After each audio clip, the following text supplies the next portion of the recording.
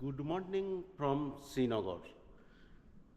আপনারা জানেন আমি কয়েকদিন যাবৎ এই অফিসার রেস্টরুম অর্থাৎ railway officer restroom Srinagar railway station থেকে 200-300 মিটার দূরে অবস্থিত, সেইখানে আমি আছি। এইখান থেকে আমি কাশ্মীরের সমস্ত ট্যুরিস্ট পয়েন্টগুলোকে ভ্রমণ করছি। আজকে যাব হচ্ছে কাশ্মীরের সবচেয়ে সুন্দর এবং সবচেয়ে ভালো জায়গা বলা যায় গুলমার্গ, যেখানে সারা বছরই বরফ জমে থাকে।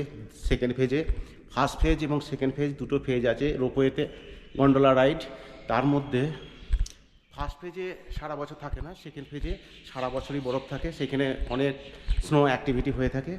তো আমাদের গেস্ট হাউস হচ্ছে এইটাই, এই গেস্ট হাউসে আমি আছি, রেলওয়ে গেস্ট হাউস। তো এখান থেকে আমি আজকে সকাল সকাল এই বেরিয়েছি, এখন বাজছে 8:30।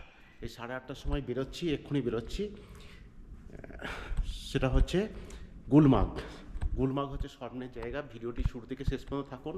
আমি পথের দৃশ্য দেখাবো, ওখানকার দৃশ্য দেখাবো, ওখানে গুলমার্গের বরফ নিয়ে যে অ্যাক্টিভিটি হয় সমস্ত কিছু দেখাবো। ভিডিওটি শুরু থেকে শেষ পর্যন্ত থাকুন। আর ভালো লাগলে অবশ্যই আমার চ্যানেলটিকে সাবস্ক্রাইব করুন।